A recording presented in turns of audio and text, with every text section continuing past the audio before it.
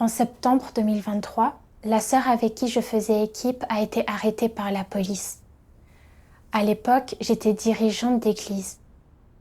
Quand j'ai vu que les frères et sœurs vivaient tous dans la peur, qu'ils avaient besoin d'aide et de soutien, et que le travail de suivi avait cruellement besoin d'être géré, j'étais très angoissée. J'ai commencé à travailler sans relâche, en transférant des livres, en échangeant avec les frères et sœurs, en résolvant leur état, en abreuvant et en venant en aide aux nouveaux venus. À l'époque, je sortais tous les jours avant le lever du soleil et je veillais très tard le soir avant d'aller me coucher. Même si j'étais parfois très fatiguée, lorsque je voyais que l'état des frères et sœurs s'améliorait, qu'ils arrivaient à faire leurs devoirs normalement et que les livres étaient transférés en lieu sûr sans incident, je me sentais particulièrement heureuse. Et je me disais, dans des circonstances aussi dangereuses, je suis capable de bien gérer les problèmes et le travail de l'Église n'en a pas pâti. Si je continue à coopérer de cette manière, je finirai forcément par recevoir le salut de Dieu. En pensant à cela, je faisais mon devoir de manière encore plus énergique. Chaque matin au réveil, j'allais directement aux réunions et j'exécutais le travail. Mais pour ce qui est de savoir si le travail que j'effectuais était conforme aux principes, je réfléchissais très peu.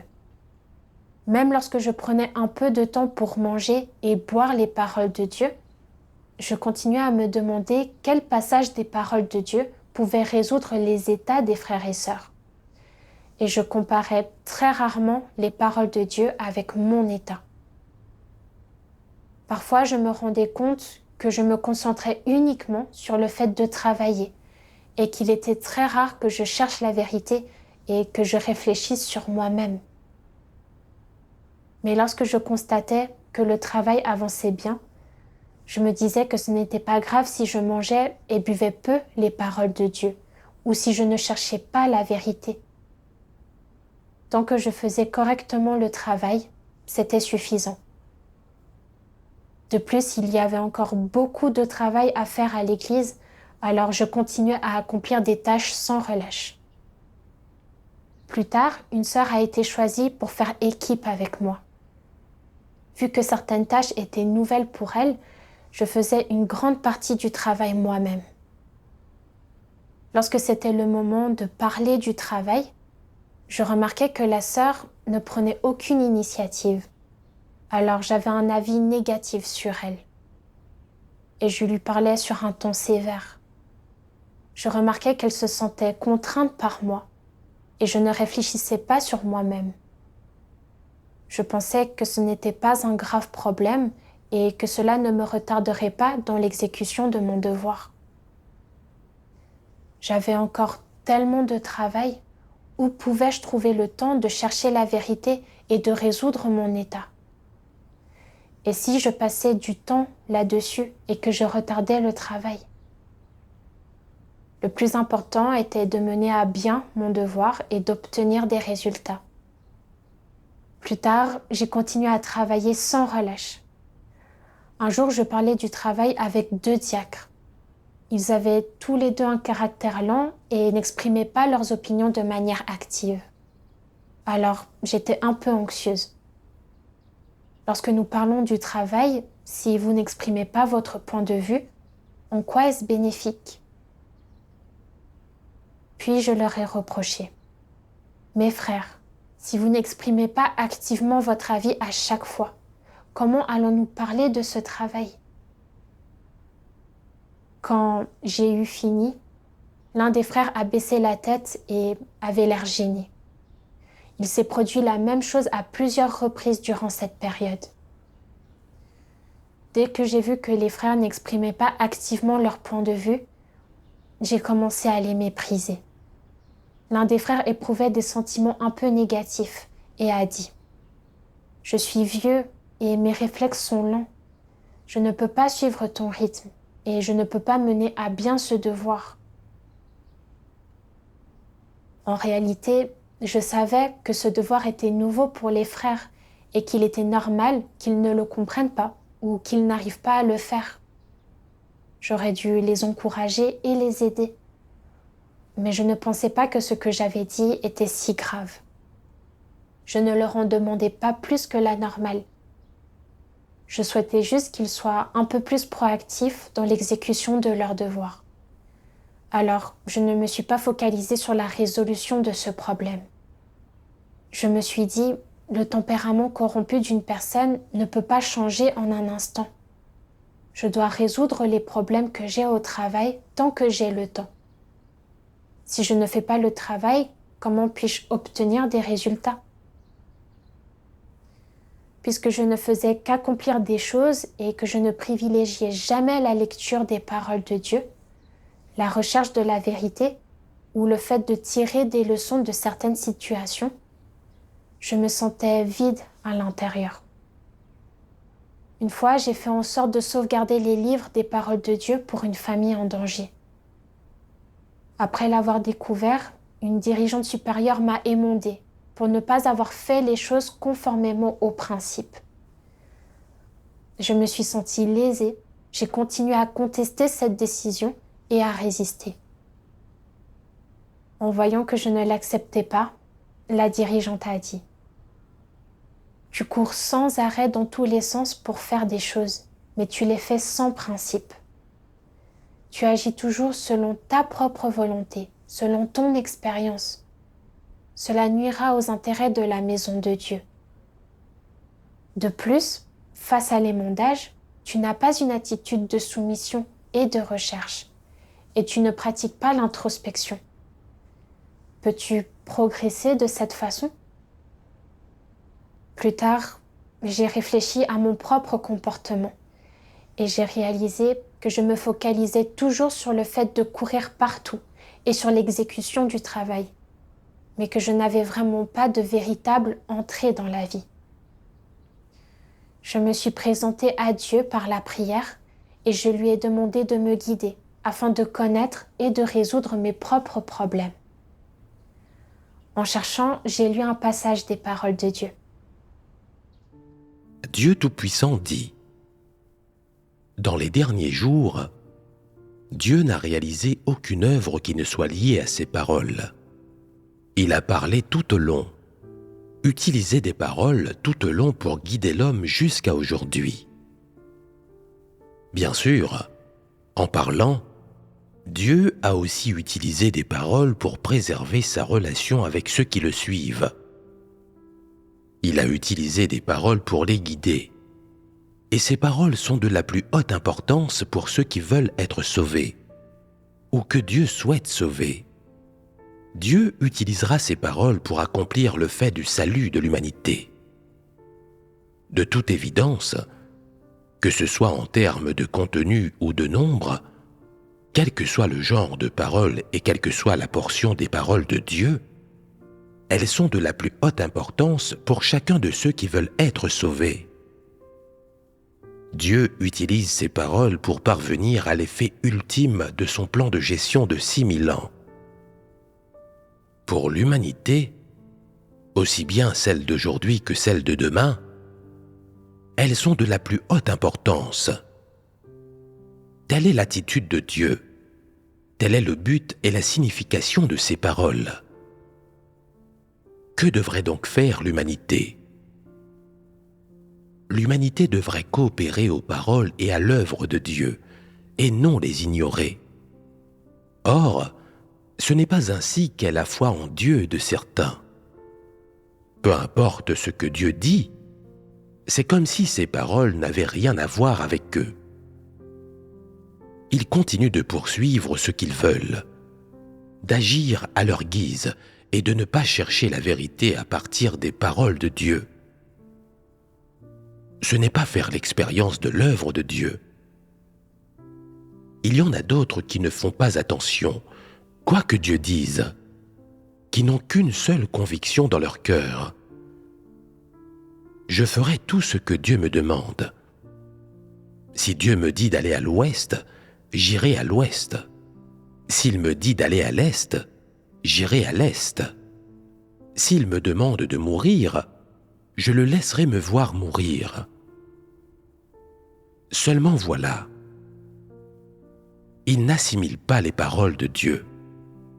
Ils se disent, il y a tellement de paroles de Dieu, elles devraient être un peu plus directes et elles devraient me dire exactement ce qu'il faut faire.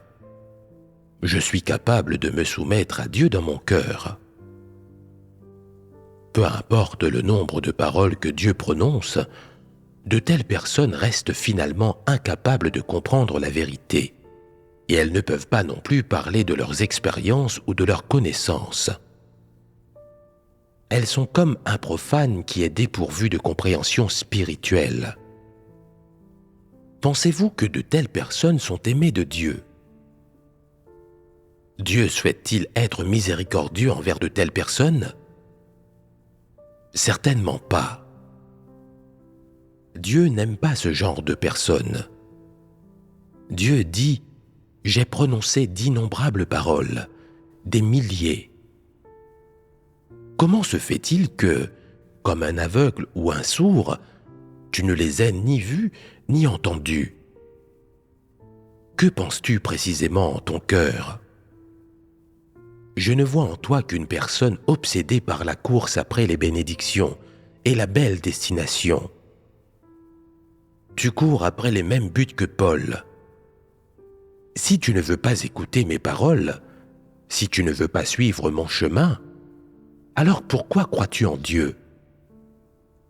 Tu ne cours pas après le salut. Tu cours après la belle destination et le désir de bénédiction. Et puisque c'est cela que tu prépares, ce qui te convient le mieux, c'est d'être un exécutant. En fait, être un loyal exécutant est aussi une manifestation de soumission à Dieu. Mais c'est la norme minimale. Survivre en tant que loyal exécutant est bien mieux qu'être plongé dans la perdition et la destruction comme un non-croyant. La maison de Dieu, en particulier, a besoin d'exécutants, et être capable de rendre service à Dieu compte aussi comme une bénédiction. C'est bien mieux, incomparablement mieux, que d'être les laquais des rois démons. Cependant, rendre service à Dieu n'est pas entièrement satisfaisant à ses yeux, car l'œuvre de jugement de Dieu a pour but de sauver, de purifier et de perfectionner les gens. Si les gens se contentent simplement de rendre service à Dieu, ce n'est pas le but que Dieu souhaite atteindre en œuvrant au sein des gens, ni l'effet qu'il souhaite voir. Or, les gens brûlent de désir. Ils sont insensés et aveugles. Ils sont envoûtés, consumés par un profit mesquin, et ils rejettent les précieuses paroles de vie prononcées par Dieu. Ils ne peuvent même pas les prendre au sérieux et encore moins les chérir. Ne pas lire les paroles de Dieu ou ne pas chérir la vérité, est-ce intelligent ou stupide? Les gens peuvent-ils atteindre le salut de cette manière? Les gens devraient comprendre tout cela. Ils n'ont d'espoir de salut que s'ils mettent de côté leurs notions et leur imagination et se concentrent sur la poursuite de la vérité.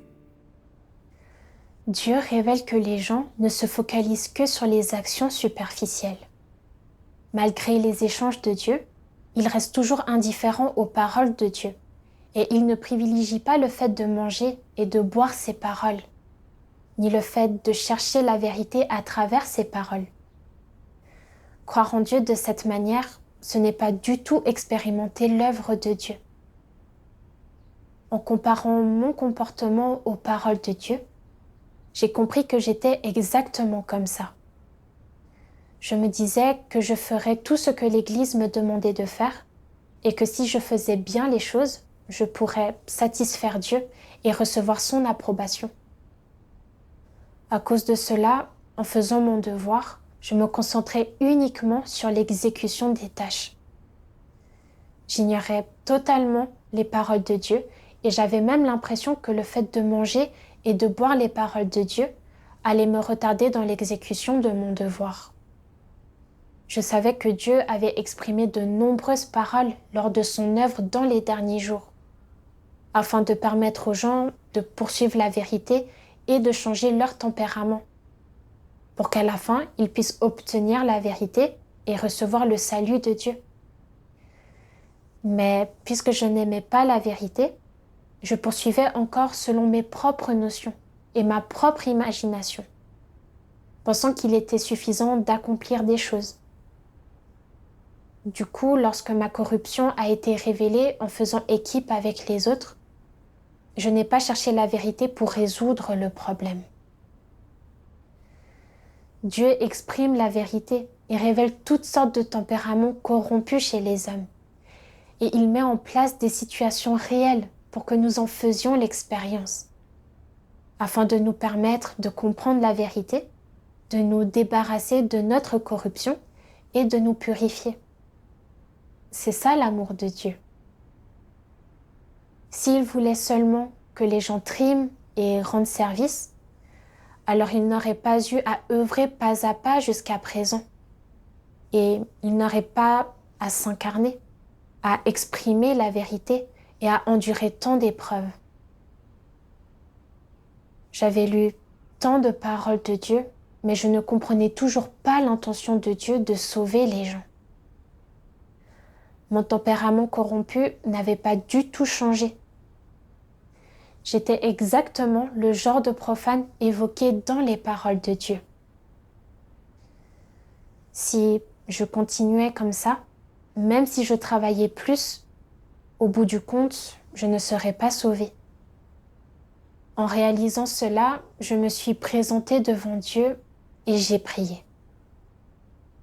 Dieu Tout-Puissant, grâce à la révélation de tes paroles, j'ai enfin réalisé que j'avais une opinion erronée dans ma poursuite de la foi en Dieu. Je suis disposée à me repentir et à changer. S'il te plaît, aide-moi à me libérer de mes points de vue erronés, à m'investir plus dans tes paroles, à poursuivre la vérité et à me concentrer sur l'entrée dans la vie. Plus tard, j'ai lu ces paroles de Dieu. Dieu Tout-Puissant dit : ces jours-ci, la plupart des gens sont dans ce genre d'état. Afin de gagner des bénédictions, je dois me dépenser pour Dieu et payer un prix pour lui.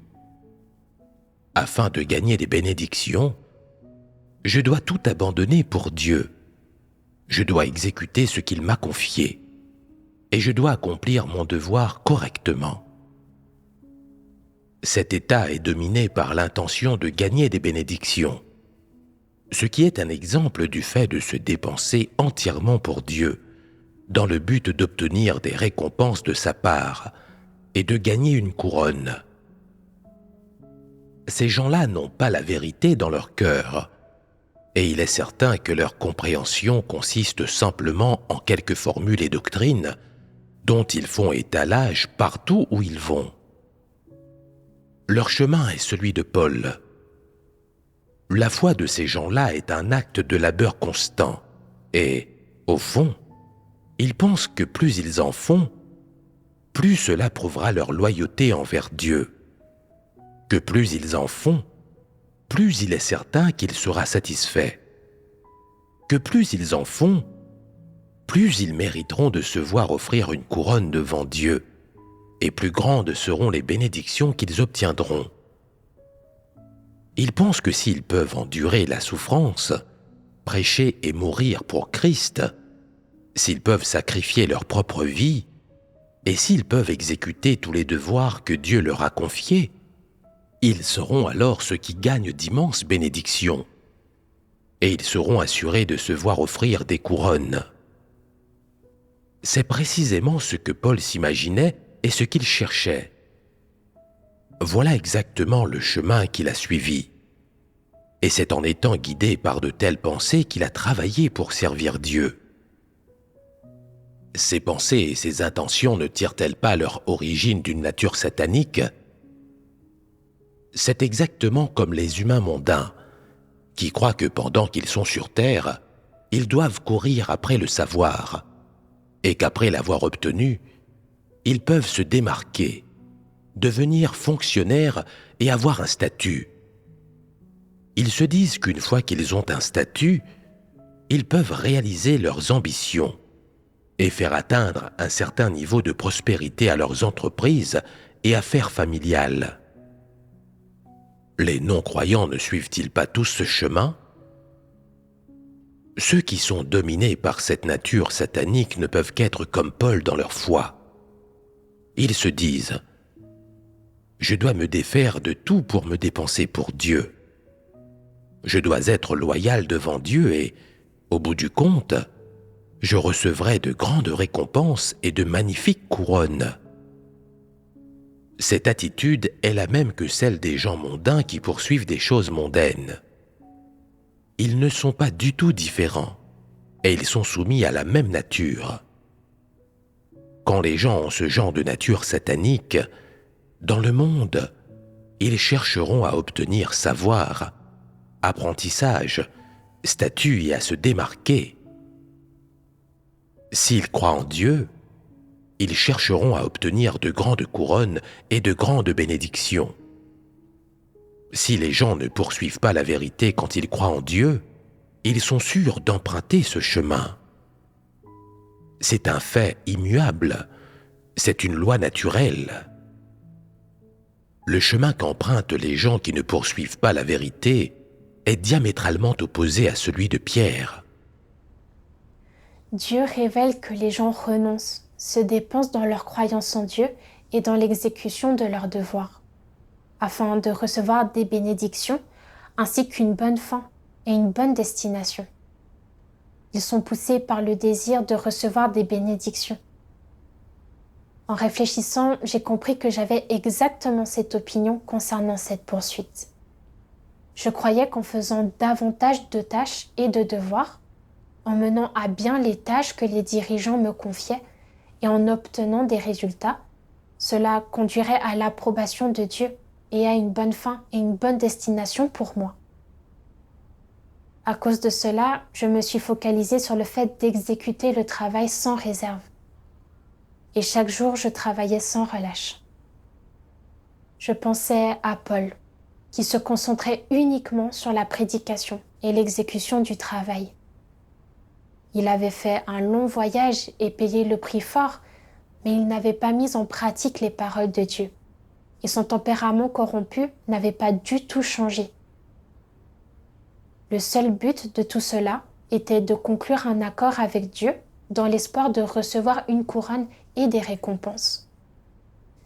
Il a même fini par témoigner de lui-même, disant « Pour moi, vivre, c'était le Christ, et la mort m'est un gain. »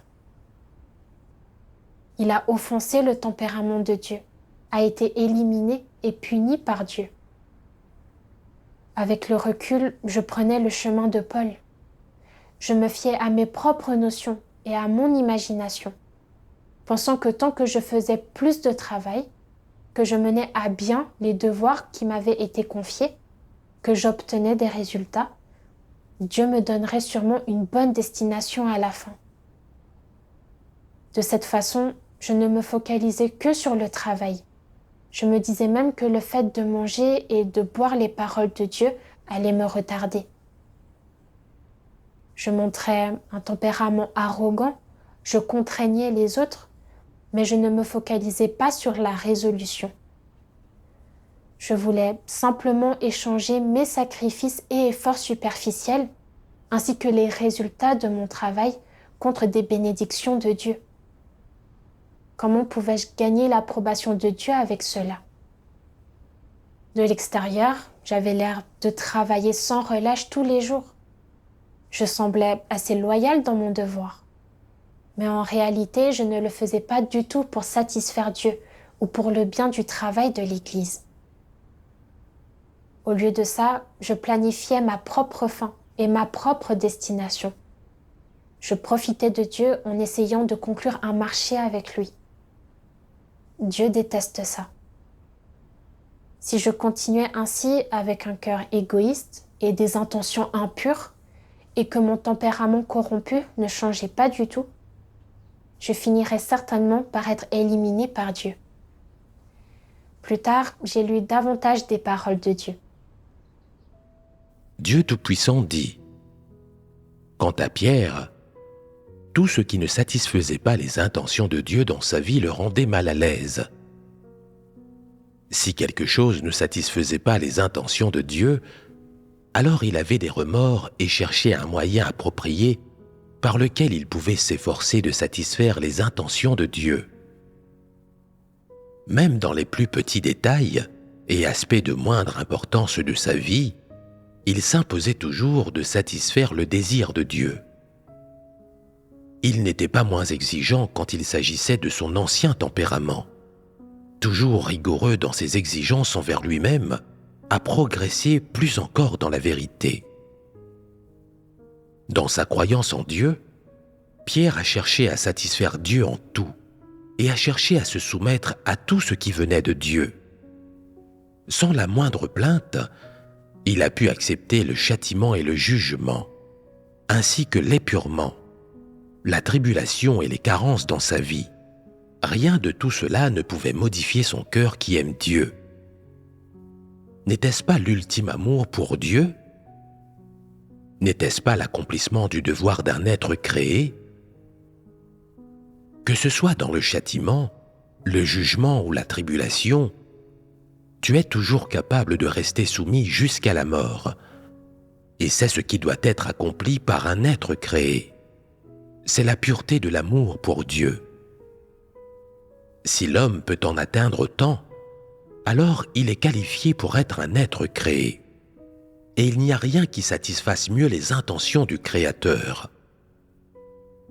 Imagine que tu sois en mesure de travailler pour Dieu, mais que tu ne sois pas soumis à Dieu et ne sois pas capable d'aimer véritablement Dieu. De cette façon, non seulement tu n'auras pas accompli le devoir d'un être créé, mais tu seras également condamné par Dieu, car tu es quelqu'un qui ne possède pas la vérité, qui est incapable de se soumettre à Dieu et qui se rebelle contre Dieu. Tu ne te soucies que de travailler pour Dieu et ne te soucies pas de mettre la vérité en pratique ou de te connaître toi-même. Tu ne comprends pas ou tu ne connais pas le Créateur et tu ne te soumets pas au Créateur ou tu ne l'aimes pas. Tu es quelqu'un qui est naturellement rebelle envers Dieu. Et de telles personnes ne sont donc pas chéries par le Créateur. Ces paroles de Dieu disent que quelles que soient les futilités que Pierre a rencontrées dans sa vie, il a réussi à chercher la vérité et la satisfaction de Dieu. Il a également été capable de réfléchir rapidement au tempérament corrompu qu'il a révélé. Et pendant qu'il travaillait, il se focalisait sur sa propre entrée. Il portait un fardeau pour le mandat de Dieu et sa propre entrée dans la vie. Il a pris le chemin de la réussite. Mais moi, je me focalisais uniquement sur le travail sans relâche et je ne cherchais pas la vérité. Lorsque j'ai révélé ma corruption, je n'y ai pas prêté attention. Je n'ai ni réfléchi ni cherché à me connaître. Et à ce jour, je n'ai absolument pas changé. J'ai pris le chemin de l'échec. En fait, les gens devraient payer le prix et se dépenser pour Dieu. Tel est leur devoir. Ce n'est pas comme je l'avais imaginé, qu'il suffisait simplement de faire mon travail. Être capable de chercher la vérité en cas de problème, connaître sa corruption et ses défauts dans le processus de l'exécution de son travail, chercher la vérité afin de résoudre son tempérament corrompu et prendre la vérité comme critère pour agir et se comporter. C'est le seul moyen d'avancer dans la vie. Bien que mon tempérament corrompu ne puisse être résolu en un instant, je dois me focaliser dessus, le reconnaître, changer, réfléchir sur moi-même en m'appuyant sur les paroles de Dieu. Trouver les principes auxquels je devrais adhérer et pratiquer conformément aux paroles de Dieu. Plus tard, j'ai lu un autre passage des paroles de Dieu. Dieu Tout-Puissant dit : les gens qui poursuivent la vérité ont beau être occupés par leurs devoirs, ils peuvent toujours chercher la vérité pour résoudre les problèmes qui leur arrivent. chercher à échanger sur des choses qui ne sont pas claires pour eux dans les sermons qu'ils ont entendus, apaiser leur cœur quotidiennement pour réfléchir à la façon dont ils se sont comportés, puis méditer les paroles de Dieu et regarder des vidéos de témoignages d'expérience. Ils y gagnent des choses. Ils ont beau être occupés par leurs devoirs, cela n'entrave pas du tout leur entrée dans la vie, ni ne la retarde. Il est naturel que les gens qui aiment la vérité pratiquent de cette manière. Les gens qui n'aiment pas la vérité ne cherchent pas la vérité et ne sont pas disposés à faire silence devant Dieu pour réfléchir sur eux-mêmes et se connaître, qu'ils soient occupés ou non par leurs devoirs et quels que soient les problèmes qui leur arrivent. Ainsi, qu'ils soient occupés ou qu'ils aient du temps libre dans leurs devoirs, ils ne poursuivent pas la vérité. Le fait est que si quelqu'un a à cœur de poursuivre la vérité, qu'il aspire à la vérité, et qu'il porte le fardeau de l'entrée dans la vie et du changement de tempérament, alors il se rapprochera de Dieu dans son cœur et le priera, même s'il est occupé par son devoir. Il est sûr de gagner de l'éclairage et de l'éclat du Saint-Esprit, et sa vie grandira sans cesse. Si quelqu'un n'aime pas la vérité et ne porte pas du tout le fardeau de l'entrée dans la vie et du changement de tempérament, ou s'il ne s'intéresse pas à ces choses, alors il ne peut rien gagner. Réfléchir sur les révélations de corruption que l'on a est une chose à faire n'importe où, n'importe quand. Par exemple, si quelqu'un a révélé de la corruption dans l'accomplissement de son devoir, alors dans son cœur, il doit prier Dieu, réfléchir sur lui-même, connaître son tempérament corrompu et chercher la vérité pour le résoudre. C'est une affaire de cœur. Cela n'a aucune incidence sur la tâche à accomplir.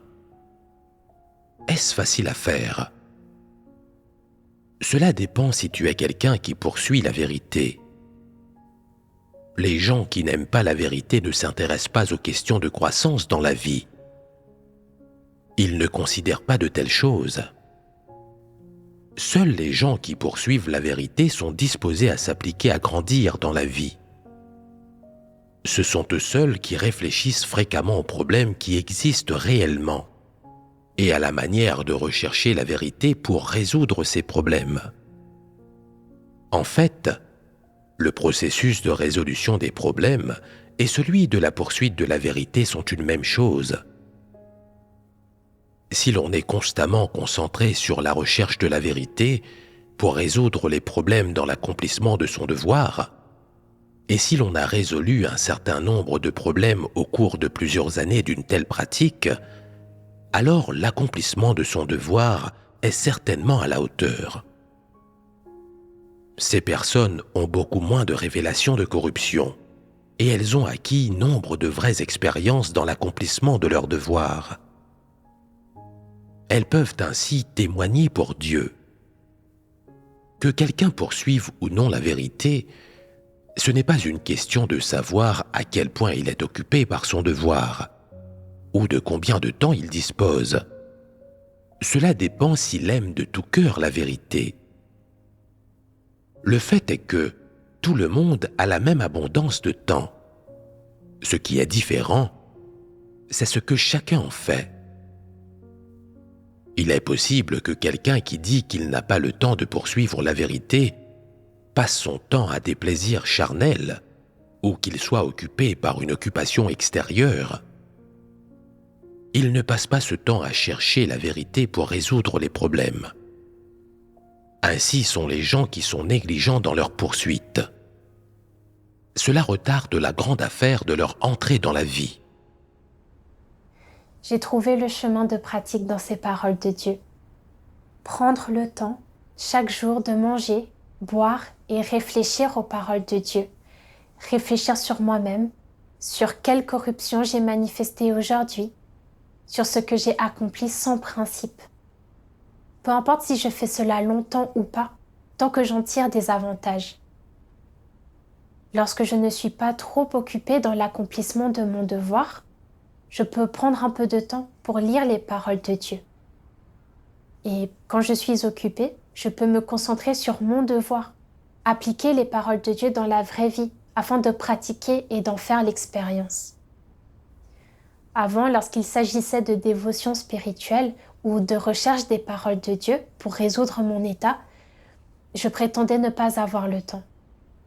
En réalité, ce n'était pas que j'étais trop occupée à faire mon devoir ou que je n'avais pas le temps de lire les paroles de Dieu. C'était juste que je n'aimais pas la vérité et que je me focalisais uniquement sur le travail. Même quand je n'étais pas occupée par mon devoir, je ne me focalisais pas sur la lecture des paroles de Dieu, ni sur la recherche de la vérité pour résoudre mon tempérament corrompu. J'ai maintenant compris qu'en réalité, il n'y a pas de séparation entre l'exécution de son devoir et l'entrée dans la vie. Pendant que nous faisons notre devoir, nous cherchons la vérité afin de résoudre les problèmes et notre tempérament corrompu. Tout cela implique l'entrée dans la vie. Nous devons faire le travail qui nous est confié, mais nous ne pouvons pas ignorer l'entrée dans la vie. Après ça, j'ai davantage réfléchi aux paroles de Dieu, cherché la vérité et réfléchi sur moi-même. J'ai profité d'un peu de temps libre. Pendant que je mangeais, me promenais ou faisais la lessive, en général, je réfléchissais également sur mon propre état et sur les paroles de Dieu. Tant que je voulais poursuivre et chercher, il y avait toujours le temps. Et je réfléchissais également sur moi-même. Je méprisais toujours mes partenaires et j'étais souvent impétueuse. Quel genre de problème était-ce? Je me suis présentée devant Dieu pour prier et j'ai trouvé des passages des paroles de Dieu à manger et à boire concernant mon propre état. Je savais que mon caractère impétueux était régi par une nature arrogante et que mes exigences envers les autres étaient trop élevées. Le frère qui faisait équipe avec moi était âgé et il n'avait jamais accompli ce devoir avant. Il était normal qu'il réagisse de manière un peu lente. Je fixais toujours mes exigences envers lui selon mes propres critères et je lui parlais d'un ton désapprobateur. Je n'envisageais pas les choses en me mettant à sa place et je n'abordais pas les choses en fonction de la situation de chacun. De cette façon, lorsque j'interagissais avec les autres, ils se sentaient toujours blessés et contraints à cause de moi. J'étais vraiment trop déraisonnable. Lorsque je m'en suis rendu compte, j'ai enfin commencé à prendre ce problème au sérieux. Par la suite, lorsque nous parlions du travail, quand je voyais que les frères mettaient du temps à répondre, je pouvais alors traiter le problème correctement et leur donner un peu de temps pour réfléchir. Je pouvais échanger du mieux que je pouvais sur les principes correspondant un peu plus en détail. Et lorsqu'ils me posaient certaines questions, je pouvais échanger avec eux patiemment, chercher la vérité et y entrer avec eux. Plus tard, lorsque des choses se produisaient, j'ai commencé à accorder plus d'importance à examiner ce que j'avais révélé. Quand j'avais des pensées ou des idées erronées, ou quand je révélais un tempérament corrompu, je priais Dieu sciemment et je cherchais les vérités pertinentes afin de résoudre le problème, au lieu de traiter ces choses-là en fonction de mon tempérament corrompu. Plus tard, il y a eu une période durant laquelle j'ai de nouveau été très occupée par mon devoir. Certains frères et sœurs agissaient contre les principes. Il fallait échanger avec eux et les résoudre. De plus, il y avait certains destinataires potentiels de l'Évangile qui avaient besoin que l'Évangile leur soit annoncé. Lorsque j'ai vu toute cette charge de travail, mon premier réflexe a été de me dépêcher à tout faire. Soudain, j'ai repensé au fait qu'avant, la seule chose qui m'importait était d'exécuter le travail. J'allais où il fallait que j'aille et je faisais ce que je devais faire, mais je n'en tirais aucun avantage. Je ne pouvais pas refaire ça. Il fallait que je cherche les principes. Je me suis alors posée, J'ai réfléchi aux manifestations des frères et sœurs, j'ai trouvé quelques paroles de Dieu et je me suis demandé comment échanger afin d'obtenir des résultats et de leur faire comprendre l'essence du problème. Concernant les destinataires potentiels de l'Évangile, j'ai également étudié leurs principal problème et j'ai cherché la vérité qui était en lien pour me préparer à l'avance. En faisant cette recherche, j'ai compris certaines vérités principes que je n'avais pas saisies auparavant. J'en ai tiré quelques avantages et j'ai obtenu certains résultats dans mon devoir. À travers cette expérience, j'ai compris qu'il était important de prêter attention à l'entrée dans la vie et de chercher les vérités principes en faisant mon devoir.